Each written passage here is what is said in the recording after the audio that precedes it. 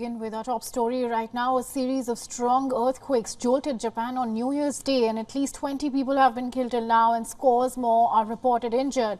And the quake triggered to 16 feet high tsunami waves. Japanese officials are urging residents to evacuate immediately. Our next report brings you all the details. Take a look.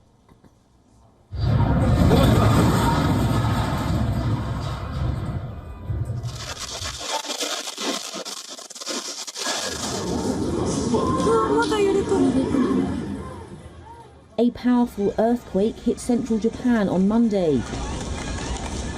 Residents rushed to evacuate from coastal areas as the quake, according to public broadcaster NHK, triggered waves of more than 3 feet along parts of the Sea of Japan.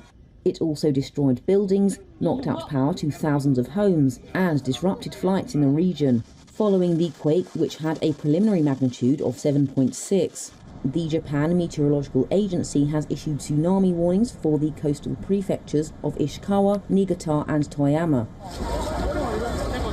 The major tsunami warning was the first since 2011.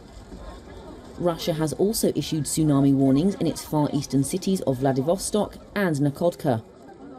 Tourist Baldwin Chia experienced the quake from Japan's Alps. So the whole room was shaking, the TV was shaking. I had to keep everything on the table. I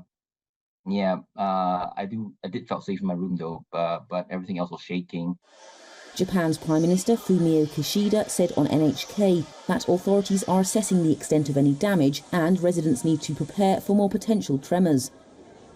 A Japanese utilities provider said that more than 36,000 households had lost power in Ishikawa and Toyama prefectures. And for more on this, we are being joined by our correspondent Patrick Falk. He's joining us live from Tokyo. Patrick, now after a series of strong earthquakes that jolted Japan on New Year's Day, evacuations are underway. What are the arrangements and precautionary measures that are taking place at the moment?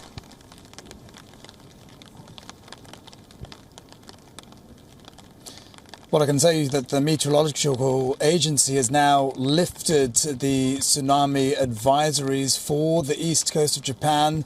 So there is a sort of slight sign of an easing situation, although they've also warned that tides could still change. They are still on the lookout for large shocks, though, and the agency has also warned that there could be some big earthquakes that might happen possibly in the next 2 to 3 days. So, as I say, authorities are on high alert, but the emphasis right now is really on search and rescue operations. The Japanese Prime Minister Fumio Kishida said earlier in an address that 1,000 defense troops have been sent into affected areas, and really it's a race against time, a battle against time.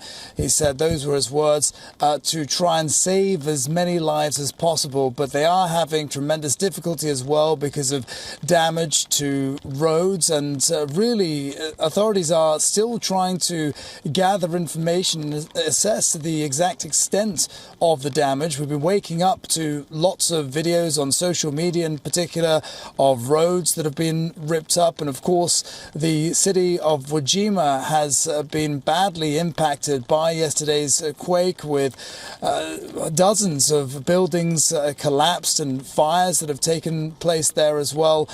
But, you know, really, as I say, the authorities are just monitoring the situation and trying to prepare as best as they can for anything that might come. Yes, Patrick, and this, for our viewers, I'd like to tell them that the last major tsunami warning was in 2011, and after that, this is the first major tsunami warning. Thank you, Patrick, for joining us and giving us those live updates. Thanks.